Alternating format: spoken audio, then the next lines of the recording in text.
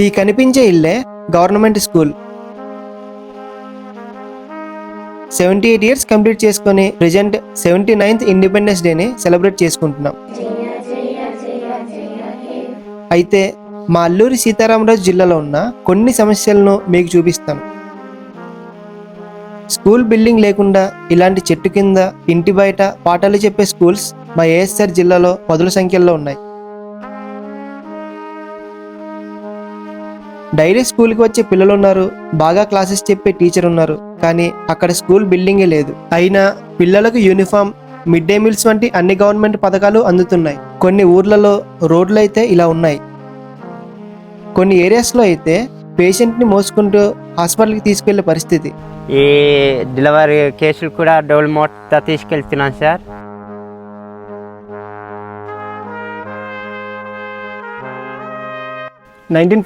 August 15 మన భారతదేశం British పాలన నుండి విముక్తి పొందిన రోజు. 78 ఇయర్స్ కంప్లీట్ చేసుకొని ప్రెజెంట్ 79th ఇండిపెండెన్స్ డేని సెలబ్రేట్ చేసుకుంటున్నాం. అయితే భారతదేశం అనేక రంగాల్లో ఇప్పటికీ అభివృద్ధి చెందింది. ప్రస్తుతం ట్రైబల్ ఏరియాస్ ఎలా ఉన్నాయి, ట్రైబల్ ఏరియాస్ యొక్క పరిస్థితులు ఎలా ఉన్నాయని చెప్పి ఈ వీడియోలో చూపిస్తాను. నేను రిజర్వేషన్స్ గురించి కానీ ఏ రాజకీయ పార్టీ నాయకుల గురించి కానీ ఈ వీడియో చేయట్లేదు. నేను ఒక ట్రైబల్గా పుట్టినందుకు మా గిరిజన ప్రాంతాల్లో ఉన్న సమస్యల్ని మీ ముందుకు చూపించాలనే ఉద్దేశంతో ఈ వీడియో చేస్తున్నాను. మా ట్రైబల్ అన్వేషకుల ఛానల్ని మీరు ఫస్ట్ టైం చూస్తున్నట్లయితే తప్పకుండా కంటెంట్ నచ్చితేనే సబ్స్క్రైబ్ చేయండి. అల్లూరి సీతారామరాజు జిల్లాలో ఉన్న పరిస్థితుల్ని, వెనుకబాటుతనాన్ని మొత్తం ఈ వీడియోలో నేను చూపిస్తాను. మీకు కానీ నచ్చినట్లయితే వీడియోని తప్పకుండా షేర్ చేయండి. ఇలాంటి ప్లేసెస్ని మన వంతు డెవలప్ చేసే బాధ్యత మనందరికీ ఉంది. ఇంకా ఆలస్యం చేయకుండా వీడియోలోకి వెళ్ళిపోతాం. స్కూల్ గురించి చూపించే ముందు మా ఏఎస్ఆర్ జిల్లాలో కొన్ని విలేజెస్లో ఉన్న రోడ్లను చూపిస్తాను. స్కూల్ ఉండే విలేజ్కి ముందు చిన్న చిన్న విలేజెస్ ఉంటాయి. ఇక్కడ రోడ్లను చూడండి. ఎవరికైనా హెల్త్ బాగాలేకపోయినా ఆర్ ప్రెగ్నెన్సీ టైంలో సడన్గా పురిటి నొప్పులు వచ్చినా ఇలాంటి దారి గుండా ఎలా హాస్పిటల్కి వెళ్తారు? ఈ దారి నుండి కొంచెం ముందుకు వెళ్తే ఇంకొక విలేజ్ వస్తుంది. ఇక్కడ నుండి స్ట్రైట్గా వెళ్తే స్కూల్ వస్తుంది, కానీ స్కూల్ బిల్డింగ్ కనిపించదు. అయినా స్కూల్ స్టూడెంట్స్ ఉంటారు. కొంచెం కన్ఫ్యూజ్గా ఉందా? స్కూల్ని నేను చూపిస్తా, చూడండి. ఈ కనిపించే పెంకుటిల్లే గవర్నమెంట్ స్కూల్. ఈ విలేజ్ పేరు జడుగూరు. ఇది నేషనల్ హైవే 516Aకు కేవలం సుమారు 15 కిలోమీటర్స్ దూరంలో ఉన్న విలేజ్. ఈ ఊర్లోని మొత్తం ఎన్ని ఇళ్ళు ఉన్నాయి?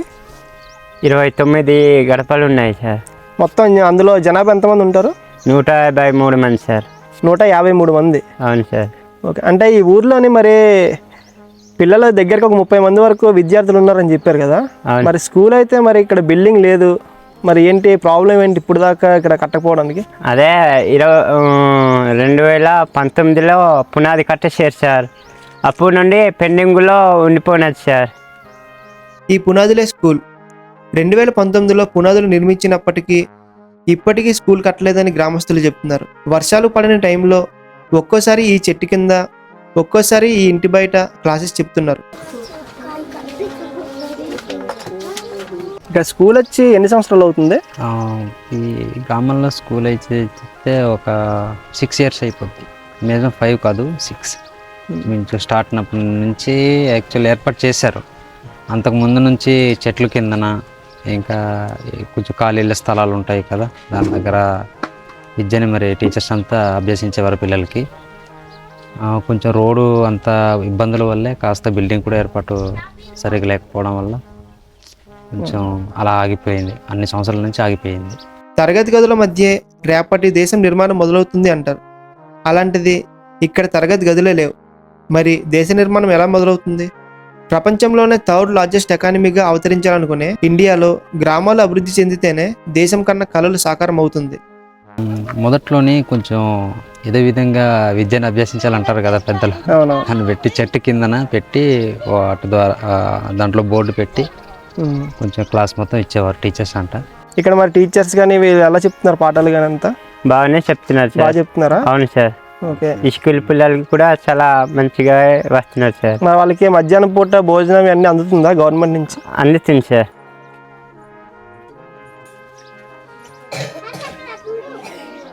ఈ చెట్టు కింద పెడుతున్నారు కదా క్లాసెస్. మరి వర్షాకాలం ఎలా మరి ఇబ్బంది పడట్లేదా? మరి ఇబ్బంది పడుతున్నారు సార్, అందుకే అంగళ్ళు కూర్చున్నారు వర్షాకాలం. మరి ఇక్కడ ఎక్కడ కూడా బోరింగ్ కానీ ఏవి లేవు అన్నమాట. మరి మీకు తాగునీరు ఎలాగా? ఊటి నీళ్ళు తాగుతున్నా సార్. అన్న మీకు పిల్లలు ఉన్నారా? ఎంతమంది? స్కూల్లో చదువుకుంటున్నారా? ఓకే. ఇంకా స్కూల్ జాయిన్ చేయలేదా? చిన్నపిల్లలా? ఎన్ని ఇల్లు ఉంటాయి? ఒక 30 ఇల్లు ఉన్నాయి కదా? ఉంటాయి సార్. 29 ఈ పైన ఆ కిందన కదా? మీరు చదువుకున్నారన్న మీరు? లేదు సార్, చదువుకోలేదు. అప్పుడు స్కూల్స్ లేవు, ఇంకా అప్పుడు లేవు. దగ్గర కూడా వెళ్ళదు ఇంకా ఎక్కడ? లేదు, దగ్గర కూడా అప్పుడు సరిగా లేదు. మా అమ్మ నాన్న వాళ్ళంటే పంపించారు కారుగా సార్.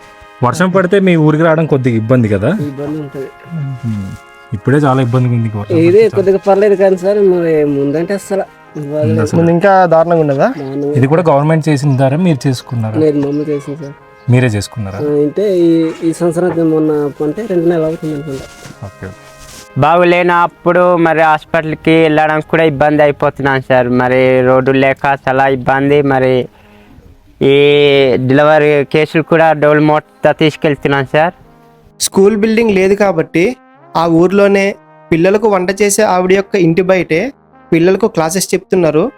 ఆఫ్టర్నూన్ అయింది కాబట్టి పిల్లలందరూ లంచ్ చేయడం కోసం బయటికి వచ్చారు.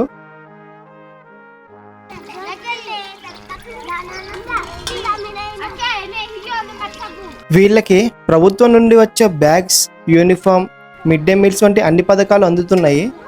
వాళ్ళు తినే ప్లేట్స్ చూసి వాళ్ళకి ఎగ్స్ ఎందుకు పెట్టట్లేదు అని అడగండి. నేను వెళ్ళిన రోజే ఎగ్స్ అయితే వచ్చాయి. ఆ రోడ్లో వాటిని తేవడం కష్టం కాబట్టి కొంచెం లేట్ అవుతుంది. బట్ అన్ని పిల్లలకైతే పెడతారు. వీళ్ళు ఇప్పటి వరకు ఇండిపెండెన్స్ డేని సెలబ్రేట్ చేసుకోలేదు. సో వీళ్ళందరికీ చిన్నప్పటి నుండే దేశంపై విలువ, భక్తి పెరగాలని నా టీం మెంబర్తో కలిసి ఇండిపెండెన్స్ డేని వీళ్ళ దగ్గర సెలబ్రేట్ చేసుకున్నాను.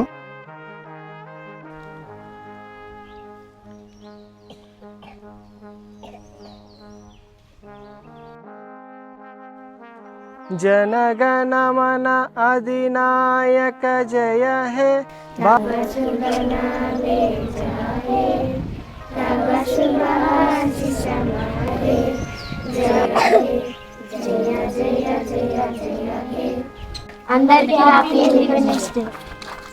ఇలా మొత్తం జాతీయ గీతాన్ని పాడిన తర్వాత పిల్లలకు చాక్లెట్స్ ఇచ్చాము.